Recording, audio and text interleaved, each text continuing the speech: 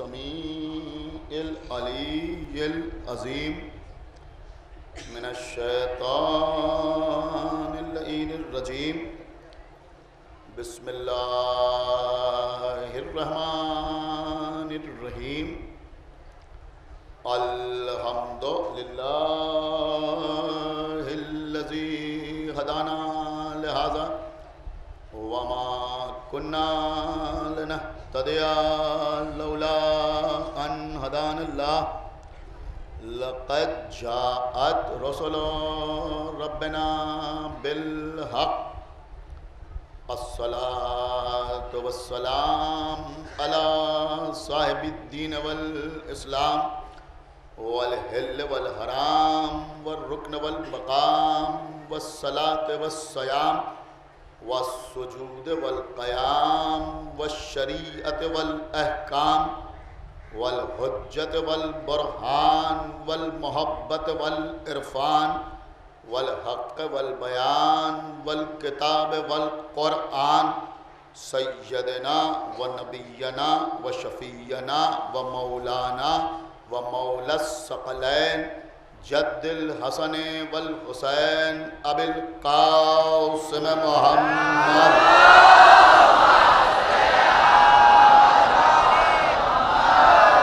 وعلى أهل بيته الطيبين الطاهرين المعصومين المظلومين المنتخبين المنتجبين الذين أذهب الله عنهم الرجس وطهرهم تطهيرا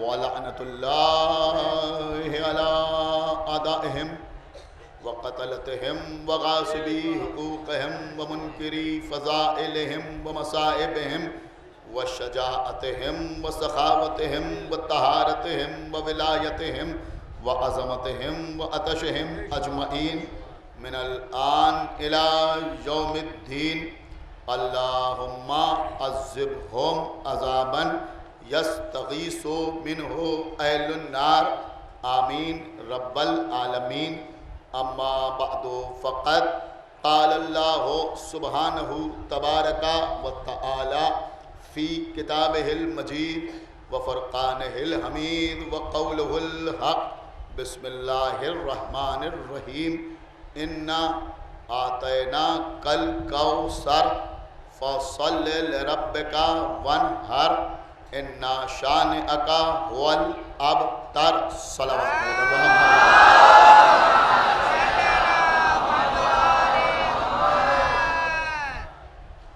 حضرات اہل بیت اور قربانی کے موضوع پر آپ حضرات سے مسلسل گفتگو کا سلسلہ جاری و ساری سورہ کوثر کی تلاوت کا سہارا لیتے ہوئے آج بھی آغاز گفتگو کیا ہے۔ اس سورہ میں خالق کائنات اپنے حبیب حضرت احمد مجتبی محمد مصطفیٰ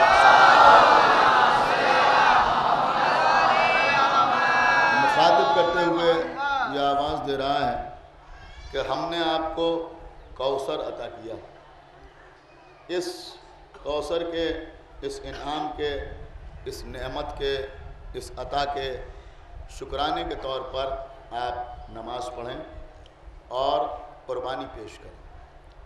آپ ابتر نہیں ہیں، آپ مقطوع النسل نہیں ہیں، بلکہ آپ کے دشمن ابتر ہیں۔ عزیزوں، مختلف تفاسیر میں اس سورہ کی شان نزول کے سلسلے میں مختلف روایات تحریر ہیں۔ سب سے زیادہ تواتر کے ساتھ وہ روایت ہے جو کل میں نے آپ کے سامنے عرض کی تھی کہ آس ابن وائل نے پیغمبر کو ابتر کہا اور پیغمبر کے دل پر چوٹ لگی، تو پیغمبر کی تسلی اور تشفی کے لیے یہ سورہ نازل ہوئی۔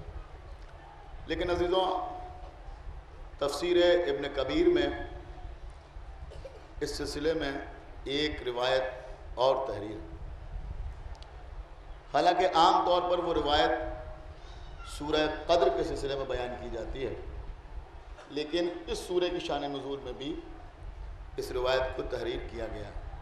آج کی مجلس اسی اعتبار سے ہو۔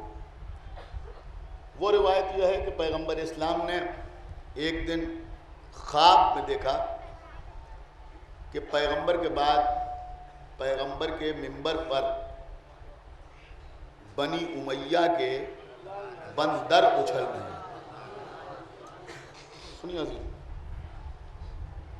جب پیغمبر خواب سے بیدار ہوئے تو پیغمبر ملول ہوئے، پیغمبر غمزدہ ہوئے۔ پیغمبر کو اس بات کی فکر ہوئی کہ میرے بعد اگر میرے منبر کا جو عالم ہوگا تو کیا ہوگا۔ تو اس وقت پیغمبر پر یہ سورہ نازل ہوا کہ انا آتینا کل کوثر، ہم نے آپ کو کوثر عطا کیا ہے۔ میں نے پہلے ہی آپ کے سامنے عرض کیا کہ سورہ قدر کی شان نزول کے سلسلے میں بھی یہ روایت بیان ہوتی ہے اور سورہ کوثر کے لیے بھی بیان ہوتی ہے۔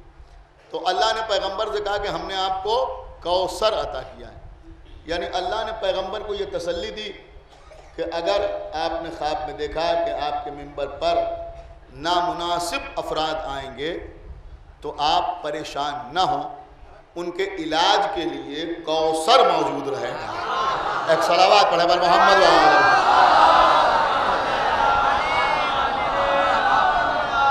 اس کا مطلب یہ ہوا کہ جب بھی منبر پر کوئی ایسا شخص آئے گا کہ جو پیغمبر کو پسند نہ ہو تو خاندان کوثر میں کوئی اس کے مقابلے پر ضرور آئے گا۔ ایک صلوات پڑھے بر محمد و آلہ۔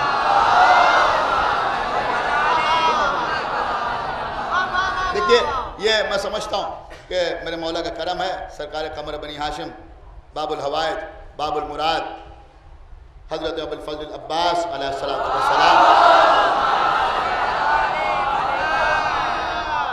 کہ حرم مبارک میں چند منٹ جوتیاں سیدھی کرنے کا انعام ہے جو میں آپ کی خدمت میں عرض کر رہا ہوں۔ پوری توجہ کے ساتھ آپ سماعت فرمائیں۔ تو جب بھی منبر پر کوئی نامناسب شخص آئے گا تو خانوادہ کوثر میں کوئی نہ کوئی اس کے مقابلے پر ضرور آئے۔ عزیزوں، ہم نے دیکھا کہ پیغمبر کی آنکھ بند ہونے کے بعد سب سے پہلے مرحلے میں فدق کا دعویٰ کرنے کے لیے بی بی فاطمہ زہرا دربار میں آئیں۔ خدا کے لیے توجہ فرمائیے گا، بی بی فاطمہ زہرا دربار میں آئیں۔ کیوں آئیں بی بی فاطمہ زہرا؟ لوگ سمجھتے ہیں کہ خطہ اراضی کے لیے رسول کی بیٹی دربار میں آ گئی۔ بی بی کسی خطہ اراضی کے لیے دربار میں نہیں آئی، بلکہ جب منبر پر نامناسب شخصیت کو دیکھا تو بی بی کوثر بن کے سامنے آئی۔ صلوات بر محمد و آلہ۔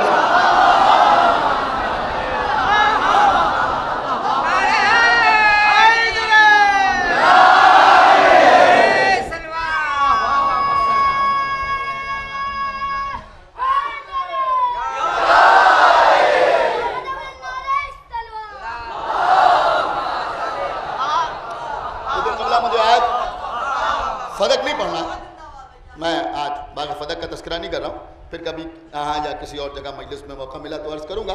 لیکن بی بی جو دربار میں آئیں تو بی بی کوثر بن کے دربار میں۔ کل میں نے آپ کے سامنے عرض کیا تھا کہ کوثر سے مراد کون ہے؟ کہ رسول کی اکلوتی بیٹی حضرت فاطمہ زہرا۔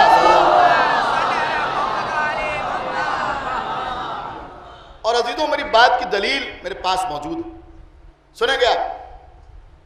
اہل سنت کے بہت بڑے عالم علامہ ابن ابی الحدید معتزلی اپنے گھر میں بیٹھے ہوئے ہیں۔ ان کے استاد وہ بھی بہت بڑے عالم نقیب ابن ابی جعفر ان کے سامنے بیٹھے ہوئے ہیں۔ انہوں نے نقیب ابن ابی جعفر سے کہا کہ ایک بات ہماری سمجھ میں نہیں آتی کہ اگر رسول کی بیٹی فدق مانگنے کے لیے آئی تھی، ان کا حق تھا یا نہیں تھا، ان کی ملکیت تھی یا نہیں تھی، استحقاق تھا یا نہیں تھا، گواہ تھے یا نہیں تھے، ہبہ نامہ تھا یا نہیں تھا، یہ سب الگ کی بحث ہے۔ لیکن اگر رسول کی بیٹی فدق مانگنے کے لیے آئی تھی تو ہم سمجھتے ہیں کہ فدق دے دینا چاہیے۔ کیا سن رہے ہیں آپ؟ خدا کے لیے توجہ فرمائیے گا. تو نقیب ابن ابی جعفر نے کہا کہ تم سچ کہتے ہو، فدق تو دے دینا چاہیے تھا، اس لیے کہ وہ ان کی ملکیت تھی. تو ابی الحدید معتزلی نے نقیب ابن ابی جعفر سے کہا کہ جب ملکیت بھی تھی، آپ کہہ رہے دے دینا چاہیے تھا، اور معلوم بھی تھا کہ ان کی ملکیت ہے، تو پھر دے کیوں نہیں دیا؟ تو نقیب ابن ابی جعفر نے کہا کہ بے وقوف تھے جو دے دیتے، اس لیے کہ آج فاطمہ فدق مانگنے کے لیے آئی تھی، اگر یہ دے دیتے تو کل فاطمہ اپنے شوہر کے لیے خلافت مانگنے آئی.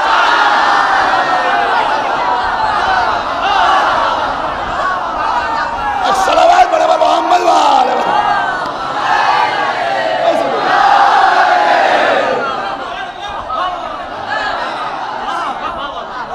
بابا جو بلند صلوات پڑھے بڑے محمد والے.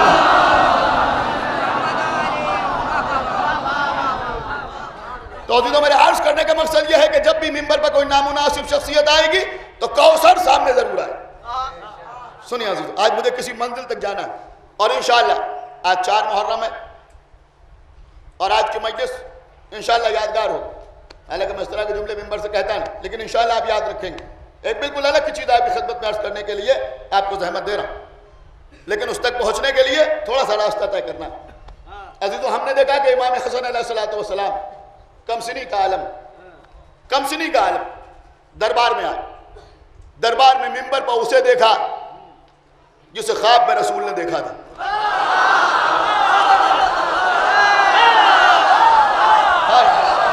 ایک صلوات بڑے پر محمد وآل محمد.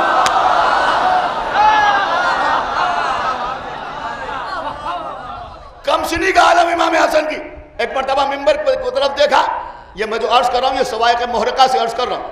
اور ممبر کی طرف دیکھا اور اس کے بعد آواز دی کہ میرے بابا کی جگہ سے اترا اور اپنے بابا کی جگہ چلا جا. سنیے عزیزوں، یہی جملے آئے کہ میرے بابا کی جگہ سے اترا. کسی کو اعتراض ہے تو جا کے سوائق محرقہ میں دیکھے ہے یا نہیں ہے کہ امام حسن نے کہا میرے بابا کی جگہ سے اترا، اپنے بابا کی جگہ چلا جا. اتنے بڑے مجمع میں کسی میں ہمت و جرأت نہیں تھی کہ امام حسن کو ٹوکتا.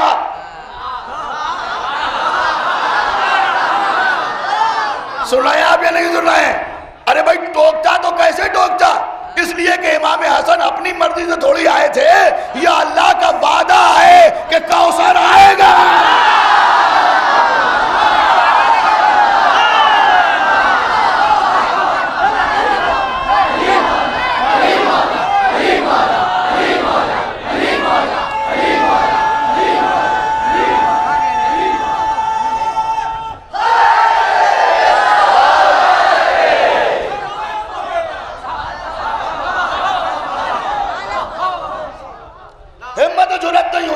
کسی میں ٹوکنے کی. ممبر پر بیٹھا وہ شخص نیچے آیا، امام حسن کو گود میں لیا اور ممبر پر بٹھایا. اور ممبر پر بٹھانے کے بعد لوگوں کو مخاطب کیا اور مخاطب کر کے کہا کہ ہم کو جو عزت ملی ہے وہ انہی کے بابا کی وجہ سے ملی ہے. ہم کو جو عزت ملی ہے وہ انہی کے بابا کی وجہ سے ملی ہے. اور اس کے بعد سوائق محرقہ میں ہے کہ ایک مرتبہ یہ مولا علی کی طرف مخاطب ہوئے اور مخاطب ہونے کے بعد کہا یا علی، کیا حسن کو یہ آپ نے سکھایا ہے؟ میرے مولا نے فرمایا کہ اس بچوں کو کسی کے سکھانے کی ضرورت نہیں، یہ لوح محفوظ کی تلاوت.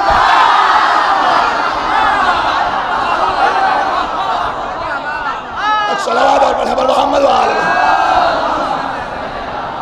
اس کو کسی کا سکھانے کی ضرورت نہیں. یہ بچہ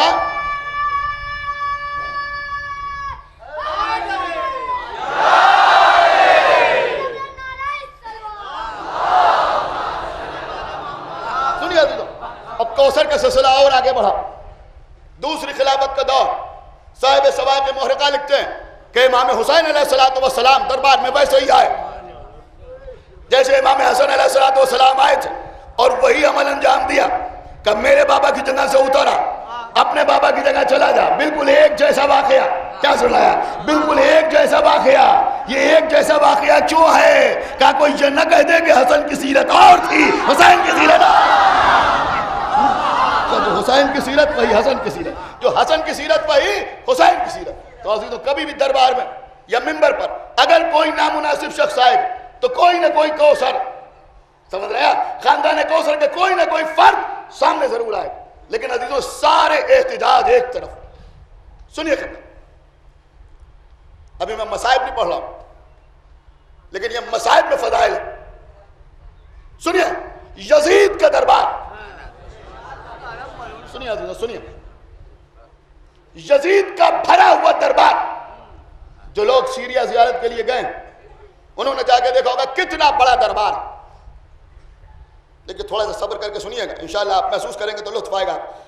بھرا ہوا دربار، قیدی کھڑے ہوئے ہیں، شہداء کے سر سامنے رکھے ہوئے ہیں. سنیے نامناسب لوگ منبروں پر جا کر بنی امیہ کی مدح کر رہے ہیں، اہل بیت کی شان میں گستاخیاں کر رہے ہیں. ایک قیدی ہاتھوں میں ہتھکڑیاں، پیروں میں بیڑیاں، تھوڑا سا صبر، ہاتھوں میں ہتھکڑیاں، پیروں میں بیڑیاں، گلے میں توقع خاردار پہنے ہوئے کھڑا ہوا کہ یزید میں بھی منبر پر جانا چاہتا ہوں. کہ آپ منبر پر نہیں جا سکتے. دربار میں بیٹھے ہوئے لوگوں کے درمیان انقلاب پیدا ہوا. یزید کیا خوف، کیا ڈر ہے، لوہے میں جکڑا ہوا ہے، تیرے خلاف کیا کہے گا، کیوں نہیں جانے دیتا منبر پر. مجبور ہو کے کہا کہ ٹھیک ہے جائیے منبر پر، مگر ہمارے خلاف کچھ نہ کہیے گا. کیا سننا ہے یہاں پہ، صلوات پڑھے بھائی محمد وآلہ محمد. مجبوری ہے، صلوات پڑھے بھائی محمد وآلہ محمد. سنیے قبلہ، دیکھیے عزیزوں ایک جو طریقہ ہوتا ہے عام طور پر خطبہ پڑھنے کا، بہت سے لوگ پڑھتے ہیں، آپ حضرات سماعت فرماتے ہیں، اس طریقے کا بھی جواب نہیں. لیکن مجھ میں وہ صلاحیت نہیں نہ میں ویسے پڑھ سکتا. لیکن میں آپ کے سامنے ایک تجزیہ پیش کر رہا ہوں، اور انشاءاللہ یہ نوجوان، یہ بچے اس کو محسوس ضرور کریں گے کہ مجھے منبر پر جانے کی اجازت ملے. امام زین العابدین منبر پر پہنچے. منبر پر جانے کے بعد ہمارے اور آپ کے چوتھے امام نے اللہ کی تعریف کی، حمد الہی بجا لائے اور اللہ کی ایسی حمد کی کہ سارا مجمع سبحان اللہ جھلاک اللہ کی آوازیں بلند کرنے لگے. یہ اپنوں کا مجمع نہیں. سن رہے ہیں یا نہیں سن رہے ہیں بھائی؟ سنیے، خدا کے لیے سنیے. آپ واہ واہ کریں یا نہ کریں، نعرے لگائیں یا نہ لگائیں، لیکن آج کی مجلس پیغام کی صورت ہے. پوری توجہ آپ حضرات کی انشاءاللہ یاد رکھیں گے. اور مولائی ڈائیکو کے ذریعے ڈائریکٹ نیٹ کے اوپر مجلس لائیو ہو رہی. جہاں جہاں بھی حضرات ہے پوری توجہ کے ساتھ سنیں. اللہ کی تعریف کی اور اس کے بعد رسول کا ذکر کیا، اور پھر رسول کا ذکر کرتے کرتے ایک مرتبہ ہمارے اور آپ کے چوتھے امام رسول اللہ کی معراج کا تذکرہ کرنے لگے. ایک ایک جز معراج کا بیان کیا. اس طرح سے براق آیا، ہمارے جج براق پر بیٹھے، پہلے آسمان کو پار کیا، دوسرے آسمان پہ پہنچے، تیسرے آسمان پہ پہنچے، چوتھے آسمان پہ عیسیٰ سے ملاقات ہوئی، پانچویں آسمان پہ ابراہیم سے ملاقات ہوئی، اور آگے بڑھے انبیاء کو نماز پڑھائی. قاب قوسین کی منزل پر پہنچے، جبرائیل نے ساتھ چھوڑ دیا. آگے بڑھے، نورانی پردہ بیچ میں تھا، ادھر سے علی کے لہجے میں آواز آ رہی تھی. پوری معراج امام زین العابدین نے بیان کی. آپ مجھے بتائیے ان حالات میں جب ہاتھوں میں ہتھکڑیاں، پیروں میں بیڑیاں، گلے میں توقع خاردار ہو، سامنے گھر کی عورتیں اسیری کی عالم میں کھڑی ہو، کیا سن رہا ہے یہ مجمع؟ میں کیا عرض کر رہا ہوں؟ سامنے بابا کا سر رکھا ہوا ہو اور ہمارے چوتھے امام کربلا سے شام تک آئے ہیں. کس عالم میں کا حالت رکوع میں ہے، مصائب ہی مصائب، پریشانیاں ہی پریشانیاں، لیکن ایسے عالم میں چوتھے امام معراج بیان کر کے، آخری آدمی تک کی توجہ چاہتا ہوں، معراج بیان کر کے جب بتا رہے ہیں کہ جب اتنے مصائب کا اثر میرے ذہن پر نہیں ہوا تو ہلکے سے بخار کا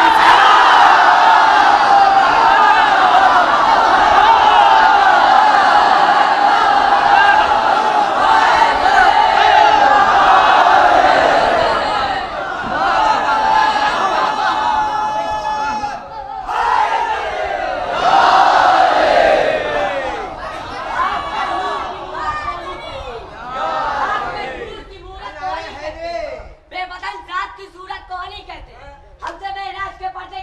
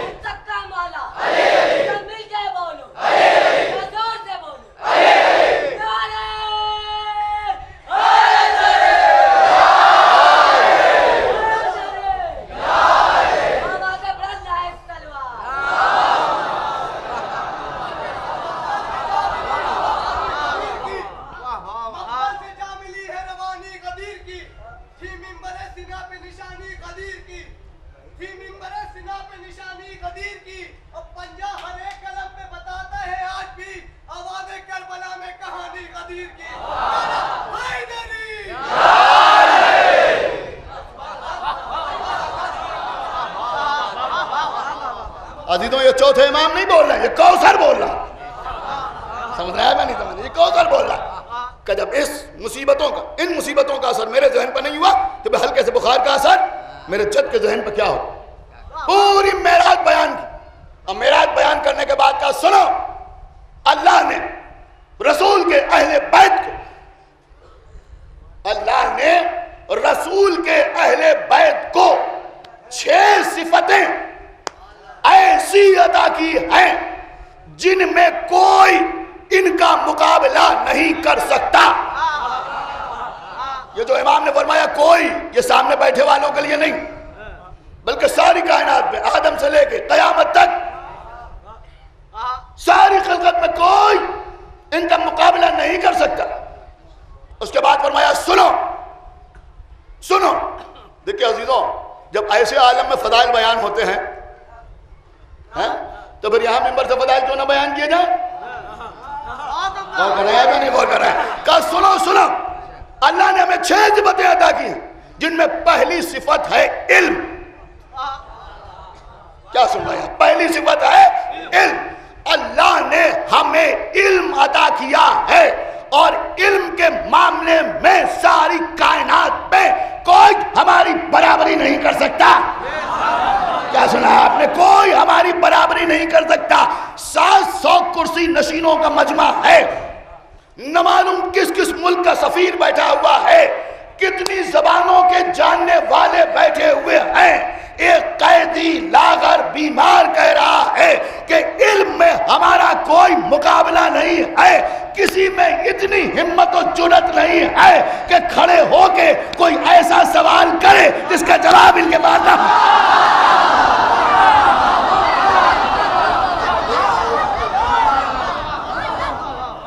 ایک صلوات پڑھیں محمد و آل محمد۔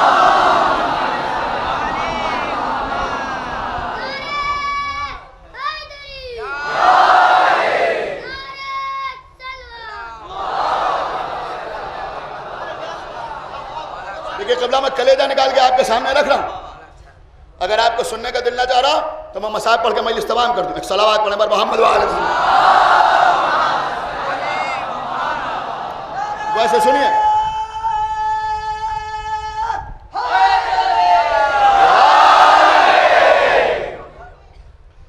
سنو، علم کے معاملے میں ہمارا کوئی جواب نہیں، کسی میں ہمت و جرأت نہیں کہ کھڑے ہو کے کہے کہ اس بارے میں آپ کو نہیں معلوم یا اس بارے میں آپ کو نہیں معلوم، ہم اس زبان کے بارے میں آپ سے سوال کرتے ہیں بتائیے، اس علم کے بارے میں آپ سے سوال کرتے ہیں بتائیے۔ سب کی خاموشی امام کے دعوے کی دلیل، امام کے دعوے کی تصدیق کر رہی ہے۔ ایک جملہ کہوں گا کہ جیسے علی ممبر کوفہ سے کہہ رہے ہیں سلونی سلونی، کیا سن رہے ہیں آپ؟ میں کیا عرض کر رہا ہوں؟ اگلے جگہ فرمائیے ویسے ہی امام زین العابدین چیلنج کر رہے ہیں، علم کے معاملے میں کوئی ہماری برابری نہیں کر سکتا، لیکن اس علی میں اور اس علی میں فرق ہے، اس علی کے ہاتھ کھلے ہیں، اس کے ہاتھوں میں ہتھکڑی ہے، پڑھیں۔ علم کے معاملے میں کوئی ہماری برابری نہیں کر سکتا۔ اس کے بعد فرمایا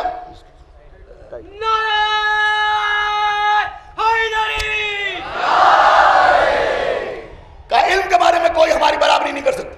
اس کے بعد فرمایا کہ دوسری صفت جو اللہ نے ہمیں عطا کی ہے وہ ہے حلم۔ آپ حلم کا مطلب سمجھتے ہیں؟ حلم کا مطلب آپ کو معلوم؟ دیکھیے عزیزوں، علم کے ساتھ حلم کا ہونا بہت مشکل ہوتا ہے، سمجھ رہے ہیں؟ بہت مشکل ہوتا ہے۔ ہم ممبر تک آ گئے، مولا کا کرم، ان کی جوتیوں کے صدقے میں ممبر تک آ گئے۔ اب ہم نے سمجھا کہ ہم ذاکر ہیں، ہم خطیب ہیں۔ کوئی نوجوان ہمارے پاس آیا، اس نے کہا مولانا قرآن کی یہ آیت ہے، اتفاق سے آیت یاد تھی، اب ہم اس کے آگے آگے جلدی جلدی پڑھ رہے ہیں۔ کیوں پڑھ رہے ہیں؟ کہا اس لیے کہ اس کی سمجھ میں آئے کہ ان کو بھی یاد ہے۔ اس کا مطلب کیا ہوا؟ علم ہے مگر حلم نہیں۔ بات سمجھے آپ یا نہیں سمجھے؟ علم ہے مگر حلم نہیں۔ کسی شاعر نے بیچارے نے ایک مصرع پڑھا، نیچے سے دوسرا مصرع پڑھنا شروع کر دیا، علم ہے حلم نہیں۔ ایک صلوات پڑھیں محمد و آل محمد۔ غور کیا آپ نے میں کیا عرض کر رہا ہوں؟ کسی ذاکر نے کوئی نکتہ پڑھا، اتفاق سے آپ سمجھ گئے، نیچے سے بولنا شروع کر دیا، علم ہے حلم نہیں۔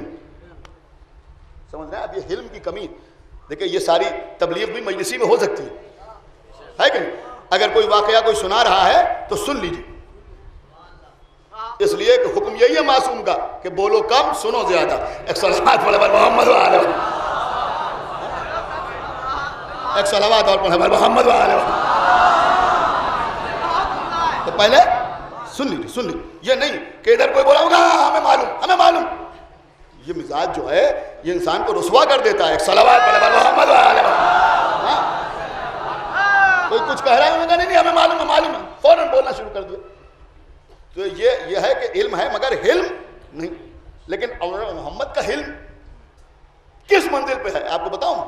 آل محمد کا حلم کس منزل کے اوپر ہے؟ سنیں گے آپ، حلم کس منزل کے اوپر ہے؟ امام حسین علیہ السلام کربلا کے میدان میں ہے. جناب ابو ثمامہ سیداوی امام کے صحابی ہیں، آگے بڑھ کے کہا آقا حسین یہ اول وقت نماز ظہر ہے. آپ مجھے بتائیے کہ آقا حسین کو نہیں معلوم؟ اسے کہتے ہیں حلم. آپ نے شاید بالکل غور سے نہیں سنا. کیا سنا آپ؟ کہا آقا اول وقت نماز ظہر ہے. آقا حسین نے یہ نہیں کہا کہ مجھے معلوم ہے، بلکہ فرمایا اللہ تمہیں مسلین میں شمار کرے، اس کا نام ہے علم. ایک صلوات پڑھے بر محمد وآلہ محمد. ایک صلوات اور پڑھے بر محمد وآلہ محمد. تو امام نے فرمایا کہ اللہ نے ہمیں علم کے ساتھ علم عطا کیا. اس کے بعد فرمایا، اب دیکھیے عزیزوں بڑی اہم بات، امام کا جملہ سنیں گے، یہ سب آپ نے سنا ہوگا لیکن ہو سکتا ہے کبھی اس انداز سے غور نہ کیا. اس کے بعد فرمایا کہ اللہ نے ہمیں شجاعت عطا کی ہے، اور شجاعت کے معاملے میں کوئی ہماری برابری نہیں کر سکتا. دیکھیے آپ نے بے شک کہا، آپ نے سبحان اللہ کہا، ماشاء اللہ کہا، لیکن کچھ غور بھی کیا آپ نے کہ کہہ کون رہا ہے اور کن حالات میں کہہ رہا ہے؟ ہاتھوں میں ہتکڑیاں ہیں، پیروں میں بیڑیاں ہیں، گلے میں تو کے خاردار ہے، کمر میں لنگر ہے. کیا سنا ہے؟ جگہ جگہ سے بدن زخمی ہے، خون رس رہا ہے، سامنے بابا کے سر رکھا ہوا ہے، گھر والے قتل کیے جا چکے ہیں، اور فرما جا رہے ہیں کہ شجاعت کے معاملے میں کوئی ہماری برابری نہیں کر سکتا. کسی بڑے سے بڑے بہادر اور شجاع میں یہ ہمت و جرت نہیں ہوئی یزید سمیت کہ جو زین العابدین سے کہے کہ یہی شجاعت ہے.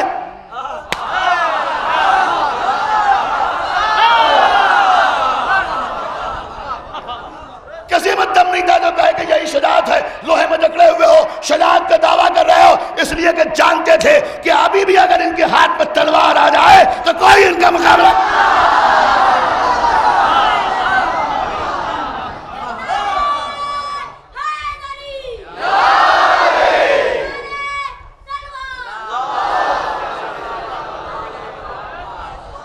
اس لیے کہ ابھی سنیے بڑی اہم بات ہے، بیٹا سنو.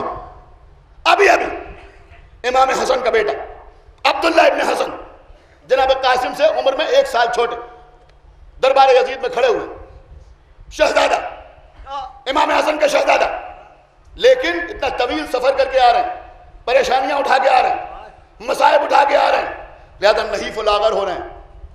یزید کے پاس اس کا ایک بیٹا بیٹھا ہے، تقریباً اسی عمر کا، موٹا تازہ بیٹھا ہوا ہے. اس نے آل محمد کا مذاق اڑانے کے لیے اس بچے کی طرف دیکھا، اور دیکھنے کے بعد کہا کہ میرے بیٹے سے کشتی لڑو گے؟ کیا کہا؟ میرے بیٹے سے کشتی لڑو گے؟ اب ذرا سوچیے، حسن کا یتیم، بڑا بھائی مارا جا چکا، گھر والے قتل ہو چکے، نحیف و لاغر ہے، بھوکا پیاسا، اب وہ کہہ رہا ہے اس سے کشتی لڑو گے؟ اب یہ تو یہ سوچا تھا کہ یہ بچہ ڈر جائے گا، ماں کے پیچھے چھپنے کی کوشش کرے گا، پھر ہم کہیں گے دیکھو یہی بنی ہاشم کی شجاعت ہے. لیکن ایک مرتبہ عبداللہ ابن حسن نے یزید کی آنکھوں میں آنکھیں ڈالی،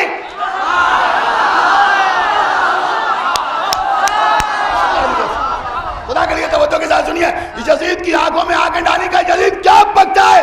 ارے خالی کشتی لڑنے سے کیا ہوگا؟ اب دیکھتے ہو کون خاموش رہتا ہے کہ یزید خالی کشتی لڑنے سے کیا ہوتا ہے؟ اگر مقابلہ کرانا ہے تو ایک تلوار اس کے ہاتھ میں دے دے، ایک تلوار میرے ہاتھ.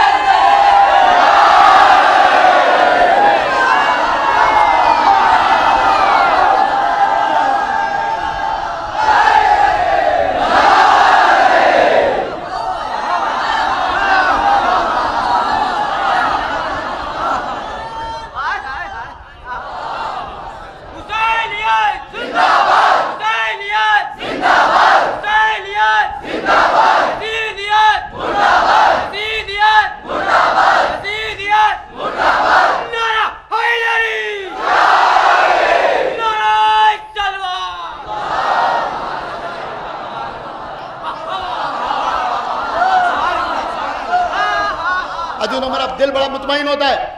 میرے چھوٹے بھائی میرے بچے بھی مجھے سننے کے لیے آتے ہیں, میرے بزرگ بھی یہاں بیٹھتے ہیں, میں ان سے فقط دعاؤں کا طالب ہوں. عبداللہ ابن حسن, ابھی آپ نے جواب پورا سنا ہی نہیں. الحمدللہ آپ نے داد دی, لیکن ابھی آپ جواب سنیں گے تو اس سے زیادہ نعرے لگائیں گے. ایک مرتبہ یزید کی آنکھوں میں آگے ڈالیں گے, یزید خالد کشتی لڑنے سے کیا ہوگا, ایک تلوار اس کے ہاتھ میں دے دے, ایک تلوار میرے ہاتھ میں دے دے, اور بھرے ہوئے دربار میں مقابلہ کرا کے دیکھ لے.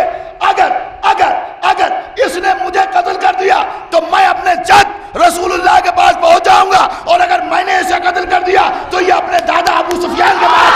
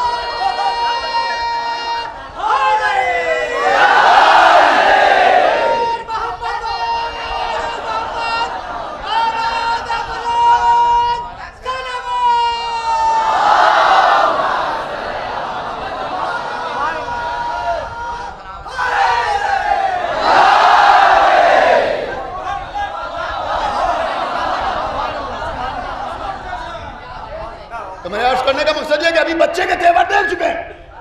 اب ہمارا امام کہہ رہا ہے کہ شجاعت میں کوئی ہمارا مقابلہ نہیں کر سکتا. سارا مجمع خاموش, قاتل خاموش, ظالم خاموش, کوئی شجاعت میں ہماری برابری نہیں کر سکتا. سب کی خاموشی بتا رہی ہے کہ بے شک ان سے بڑھ کے کائنات میں کوئی شجاع و بہادر نہیں. اس کے بعد فرمایا کہ اللہ نے ہمیں فصاحت و بلاغت عطا کی. دیکھیں علم اور ہوتا ہے, فصاحت و بلاغت اور ہوتی. ایک صلوات پڑھیں پر محمد و آل محمد.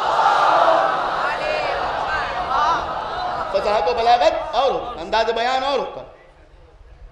آج کل لوگوں کی سمجھ میں ذاکرین نہیں آ رہے. الحمدللہ کہ ہم ذاکر ہیں. ایک صلوات پڑھیں پر محمد و آل محمد. بڑی خدمات ہے ذاکرین, بڑی خدمات. پھر انشاءاللہ کسی دن آپ کے سامنے اس موضوع کو بھی عرض کروں. سنیے حضرت, تو امام نے فرمایا کہ اللہ نے ہمیں فصاحت و بلاغت عطا کی, اس میں بھی کوئی ہماری برابری نہیں کر سکتا. دیکھیے عزیزوں سنیے جو میں عرض کر رہا ہوں. عام حالات میں جب سکون ہو, اطمینان ہو, تو فصاحت و بلاغت کا مظاہرہ ہوتا ہے. لیکن جب کوئی مصیبت میں ہو تو وہاں فصاحت و بلاغت کا مظاہرہ نہیں ہو پاتا. ارے میں کیا عرض کر رہا ہوں. دیکھیے عزیزوں میں سمجھ رہا ہوں کہ بہت قیمتی بات میں آپ کی خدمت میں عرض کر رہا ہوں. فصاحت و بلاغت کا مظاہرہ کہاں ہوتا ہے؟ کہ جب دل کو سکون ہوتا ہے. سن رہے ہیں, جب اچھے حالات ہوتے ہیں, جب سازگار ماحول ہوتا ہے, تب فصاحت و بلاغت کا مظاہرہ ہوتا ہے. ورنہ جب آدمی بین کرتا ہے تو اس پہ فصاحت و بلاغت نہیں ہوتی. کربلا میں امام حسین پر سب سے زیادہ سخت وقت وہ تھا. دیکھیے ابھی میں مسائل نہیں پڑھوں گا, میں مسائل پڑھوں گا. آج سنیے عزیزوں, آج بالکل الگ انداز کی مجلس ہو رہی. مسائل میں فضائل, سب سے سخت ترین وقت امام حسین کا وہ تھا جب ہاتھوں میں 6 مہینے کے بچے کی میت تھی. آگے بڑھتے تھے پیچھے آتے تھے, آگے بڑھتے تھے پیچھے آتے تھے. سنیے کل انشاءاللہ مسائل پڑھوں گا اس سلسلے کا. ایسے موقع پر میرے آقا حسین نے اپنی فصاحت و بلاغت کا مظاہرہ کس طرح سے کیا. جب آگے بڑھتے ہیں تو کہتے ہیں انا للہ و انا الیہ راجعون. جب پیچھے ہٹتے ہیں تو کہتے ہیں رضا بقضائہ و تسلیما لامرہ. کیا سننا ہے آپ میں کیا عرض کر رہا ہوں. اس میں ایک ہے قرآن کی آیت, دوسرا ہے میرے آقا حسین کا جملہ. کائنات کا کوئی بڑے سے بڑا عربی کا ادیب بھی فرق پیدا نہیں کر سکتا کہ کلام حسین کیا ہے, کلام اللہ. صلوات پڑھیں محمد و آل محمد. کیا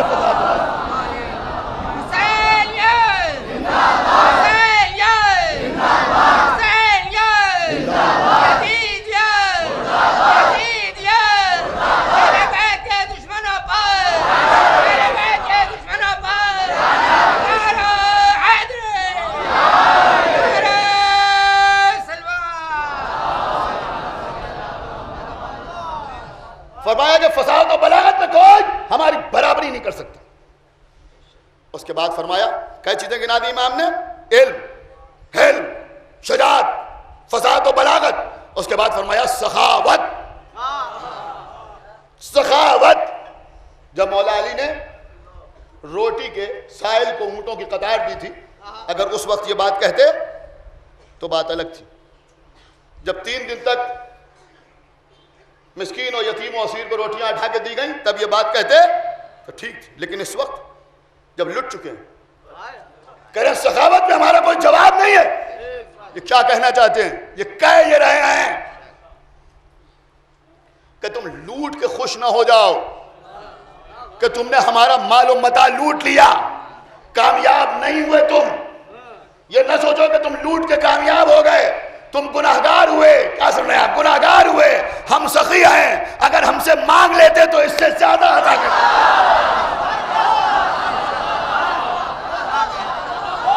اس سے زیادہ عطا کرتے. اس کے بعد فرمایا کہ چھٹی چیز جو اللہ نے ہمیں عطا کی ہے, ہماری صفت, وہ یہ ہے کہ اللہ نے مومنین کے دلوں میں ہماری محبت کو جگہ دی. بھائی اس جملے کی اہمیت کا تو آپ نے اندازہ ہی نہیں لگایا کہ مومنین کے دلوں میں ہماری محبت کو جگہ دی ہے. یہ زین العابدین بتا رہے ہیں کہ اگر اس مجمع میں کوئی مومن ہوتا تو ہمارا چاہنے والا. اللہ نے مومنین کے دلوں میں ہماری محبت کو جگہ دی.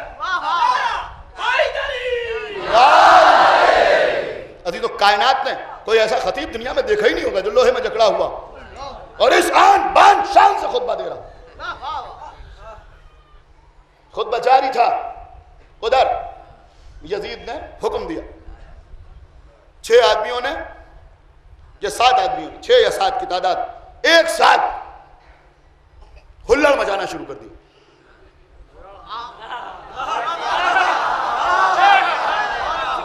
ایک صلوات علی محمد. دیکھیے عزیزوں, کتاب پہ کچھ بھی لکھا لیکن ذاکر وہی ہوتا ہے کہ جو کتاب میں دیکھے مگر پڑھے تو سوچ سمجھ کے پڑھے. میں باب المراد سے منسوب اس امام باڑے کے ممبر سے یہ نہیں کہہ سکتا کہ اذان ہونے لگے, اس لیے کہ ہم اسے اذان کہہ ہی نہیں سکتے. ہم اس کو اذان نہیں کہہ سکتے, ہماری مجبوری ہے. کچھ غور کر رہے ہیں آپ یا نہیں غور کر رہے ہیں؟ لوگ کہتے ہیں اذان ہونے لگی, ہم اس کو اذان کیسے کہیں گے آپ؟ ارے بھیا آپ مجھے بتائیں, آپ اسے اذان کیسے کہیں؟ اذان کا ایک وقت مقرر ہوتا ہے نا. لیکن میں غیر سنجیدہ بات نہیں کہہ رہا, اذان کا ایک وقت ہوتا ہے نا. فجر کا وقت آیا اذان ہوئی, ظہر کا وقت آیا اذان ہوئی, مغرب کا وقت آیا اذان ہوئی, یا اور جگہ پر انہوں نے کہا عصر کا وقت آیا اذان ہوئی, عشاء کا وقت آیا اذان ہوئی. تو ایک مقررہ وقت ہوتا ہے نا اذان کا. یہاں اذان کا وقت ہی نہیں تھا, لوگ چلانے لگے. اذان کا وقت ہی نہیں تھا, لوگ چلانے لگے. اب دیکھیں یہ سماعتوں کا امتحان ہے. اب دیکھتا ہوں اس جملے کو آپ کیسے سنتے ہیں, یہاں سے لے کے باہر تک ہے کہ سارے افراد پوری توجہ چاہتا ہوں وہاں پر رات کی. ارے بھیا یہ اذان کا وقت نہیں تھا. کوئی مجھ سے یہ نہ پوچھے کس کتاب میں لکھا ہے کہ اذان کا وقت نہیں تھا. کتاب کی ضرورت نہیں ہے. اگر اذان کا وقت ہوتا تو یزید سے پہلے زین العابدین کو معلوم ہوتا.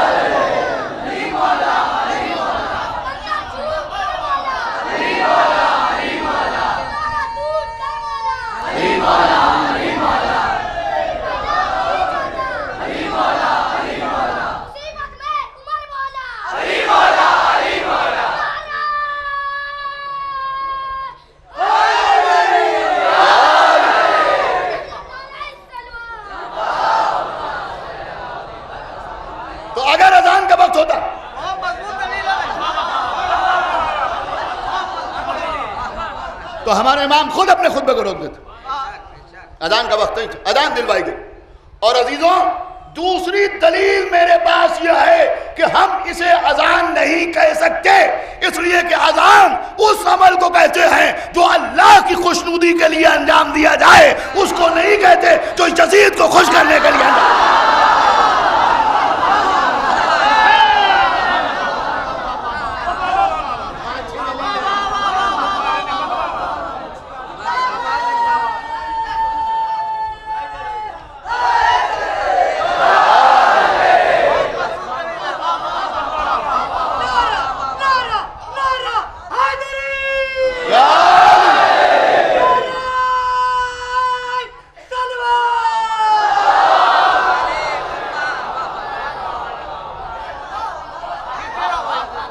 کچھ دیر کے لیے امام خاموش ہوئے، کہ جو امام خاموش ہوئے یہ احترام اذان میں نہیں خاموش ہوئے۔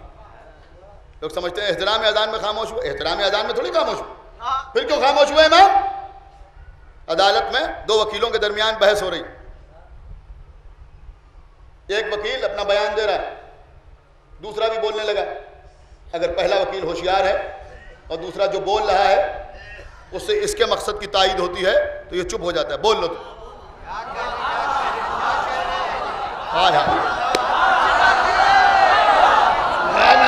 بھائی بولو بولو بولو، کہو بول رہے ہو تو بولو، اس لیے کہ وہ جانتا ہے کہ جو کہہ رہا ہے اس سے ہمارے ہی مقصد کی تائید ہو رہی، اور جب اس کا مقصد پورا ہو جاتا ہے تو پھر ٹوکتا ہے بس اب بتاؤ ابھی تم یہ کہہ رہے تھے، صلوات پڑھے یہی مسئلہ یہاں بھی ہے۔ کہ اس نے کہا اللہ اکبر، امام خاموش، اللہ کی کبریائی کا تو اعلان ہو رہا ہے نا، اشہد ان لا الہ الا اللہ، ہم نے کہا بے شک اللہ کے علاوہ کوئی اور لائق عبادت نہیں۔ جیسے ہی اس نے کہا اشہد ان محمد رسول اللہ، اگر یہاں احترام اذان کا مسئلہ تھا تو پوری ہو جانے دیتے؟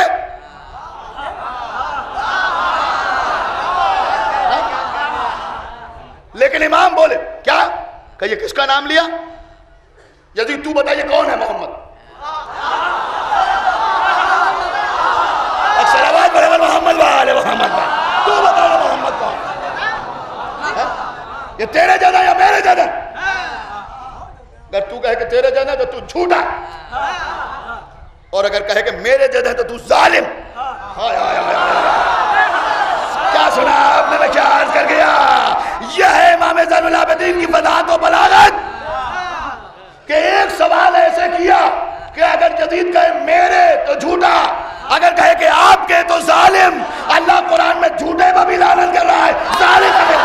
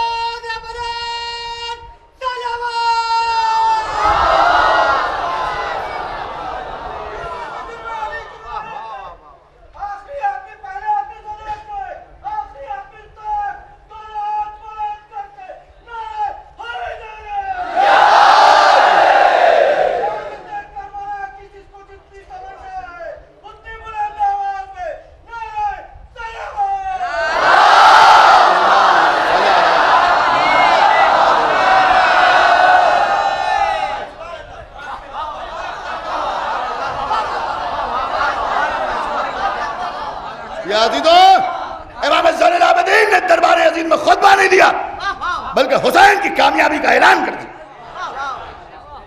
ابھی ابھی یہی یزید ملعون سامنے سر حسین رکھا ہوا تھا اور یہ کہہ رہا تھا کہ کاش میرے بدر و احد کے بزرگ زندہ ہوتے اور وہ دیکھتے کہ میں نے کیسے ان کا انتقام لیا۔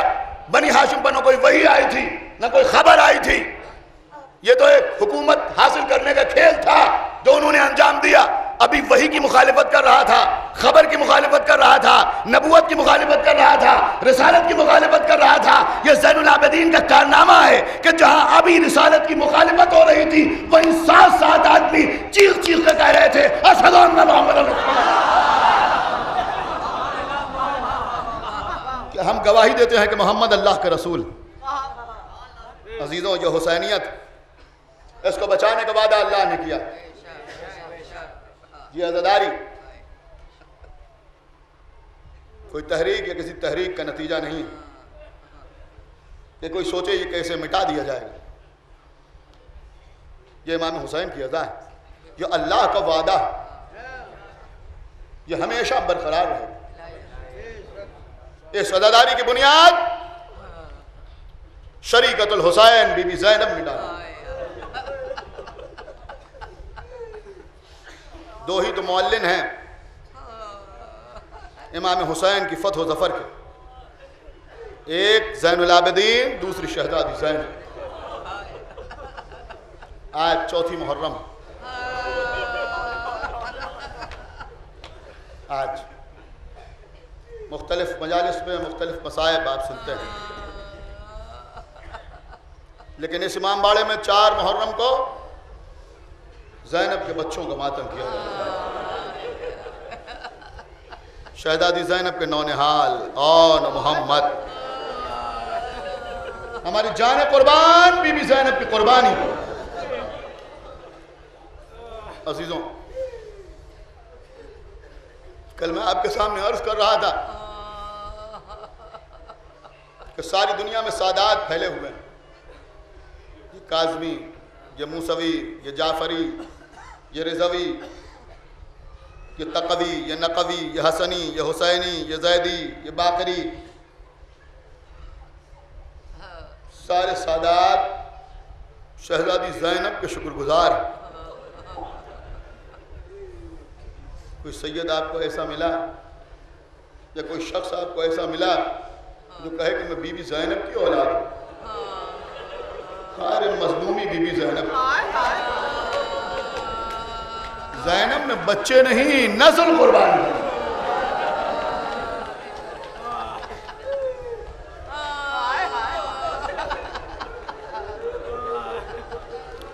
آن محمد.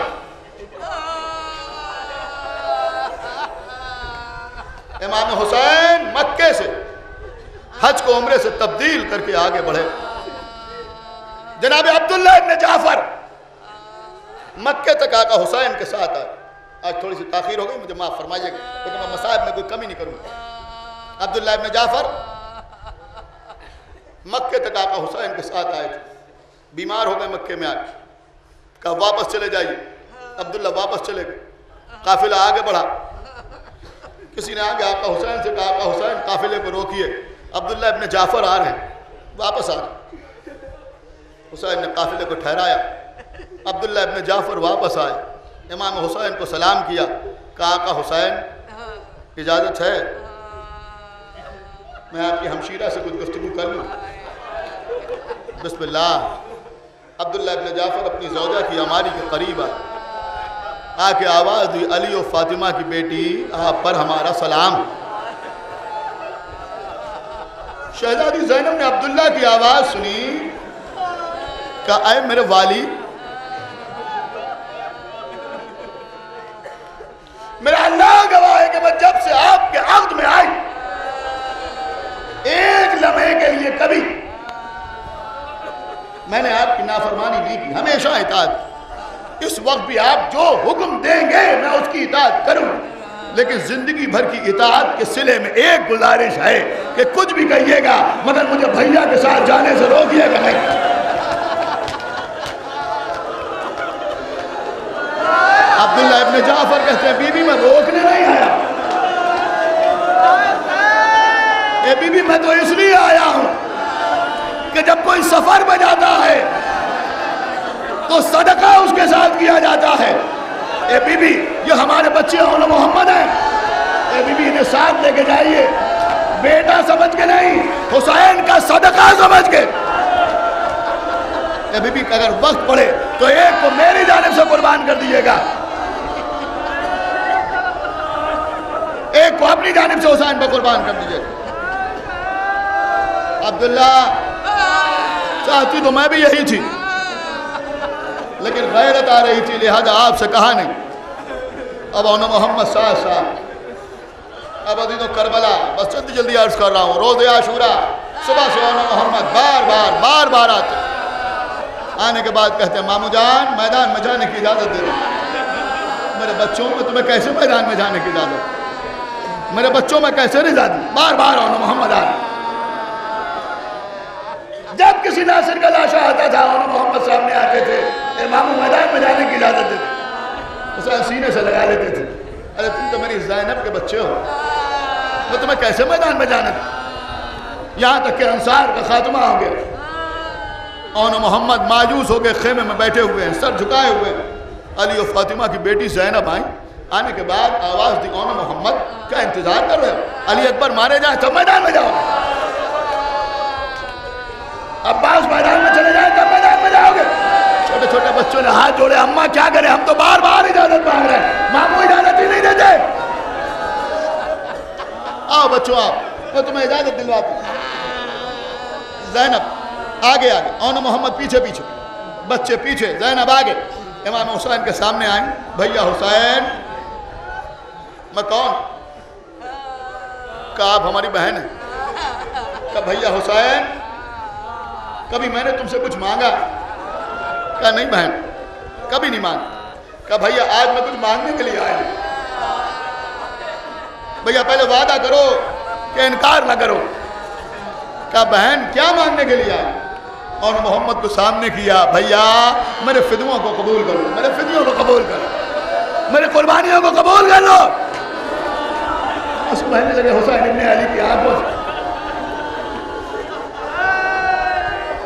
ابھی وہ پرسوں میں نے پڑھا تھا نا کہ صرف عباس دیکھ رہے ہیں اور علی اکبر کا ہاتھ تلوار کے قبضے میں چلا گیا. دوڑتے ہوئے آئے. بیٹا علی اکبر جب تک میں زندہ ہوں تمہیں تلوار چلانے کی ضرورت نہیں. اب یہ سمجھنا ہے آپ کا کام کہ اون محمد جا رہے ہیں تو عباس میں کیا گزر رہی ہے.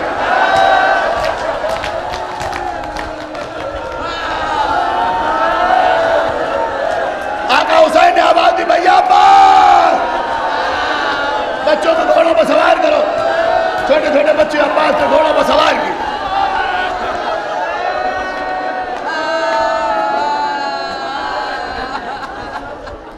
علی و جعفر کے شیر جن کی ننیال اور ردیال شجاعت کی آئینہ دار تھی میدان میں آئے. دونوں بھائی ساتھ ساتھ رجس پڑھ رہے. دیکھو ہم جعفر طیار کے پوتے ہیں، ہم حیدر کرار کے نواسے ہیں. ہمارے بابا کا نام عبداللہ ابن جعفر ہے جنہوں نے جنگ صفین اور جمل اور نہروان میں اپنی تلوار کا لوہا لی. سنو ہم حسین ابن علی کے بھانجے ہیں. اور آخر میں کہتے ہیں سنو ہمیں فن سپاہ گری ہمارے ماموں عباس نے سکھایا ہے.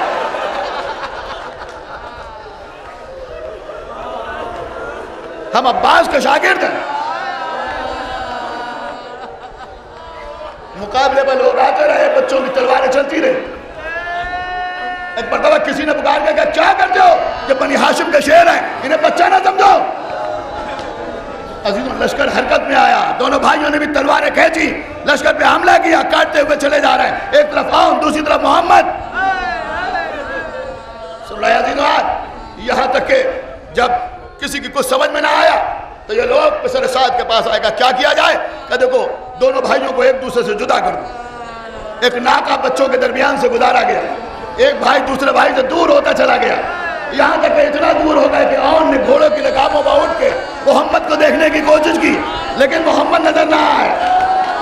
عزیزوں پیچھے سے دھوکے سے کسی نے وار کیا. ایک طرف اون گھوڑے سے گرے، دوسری طرف محمد گھوڑے سے گرے. آواز دی مامو جان حسین ابن علی بھیا عباس آگے بڑھو. بیٹا علی اکبر آگے بڑھو. بنی ہاشم دوڑتے ہوئے میدان میں آئے اور محمد کے لاشیں اٹھائے. بس مجلس تمام ہو رہی ہے. حسین خیمے میں لے کے آئے. وہاں لا کے لاشیں رکھ دیے گئے کہ جہاں اور لاشیں رکھے ہوئے تھے. عزیزوں ساری بیویاں رونے لگی، گریا کرنے لگی. بی بی ام کلثوم نے دیکھا یہ ام رباب ہے، یہ ام لیلا ہے، یہ ام فروا ہے، یہ سکینہ ہے، یہ رقیہ ہے، یہ فضہ ہے. ساری بیویاں موجود ہیں رونے کے لیے لیکن بچوں کی ماں موجود نہیں ہے. زینب موجود نہیں ہے. زینب کہاں ہے؟ ام کلثوم اٹھی. ایک خیمے میں کہیں زینب نہ ملی، دوسرے خیمے میں کہیں زینب نہ ملی، تیسرے خیمے میں کہیں زینب نہ ملی. اب جو خیمے میں پہنچی کیا دیکھا؟ تنہائی کے عالم میں مسلح بچھا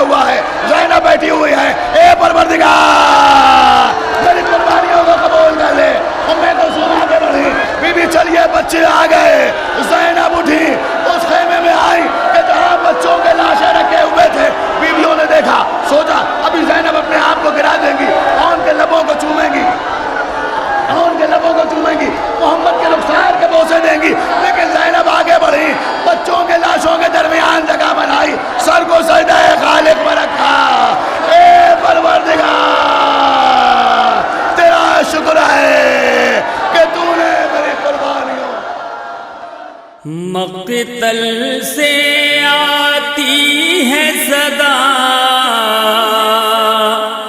اون محمد مارے گئے، بولیے زینب سے فضا،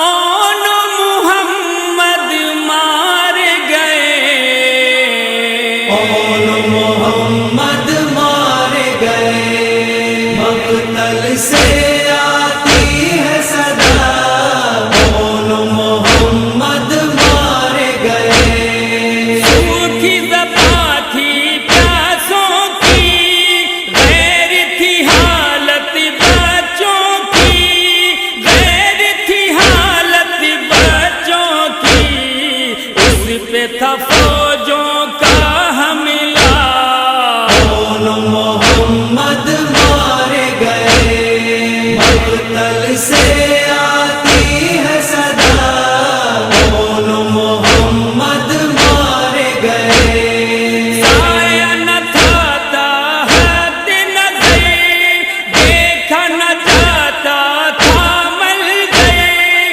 دیکھا نہ جاتا تھا منظر، جلتی زمین پر ہے لاشا، اون محمد مارے گئے، مقتل سے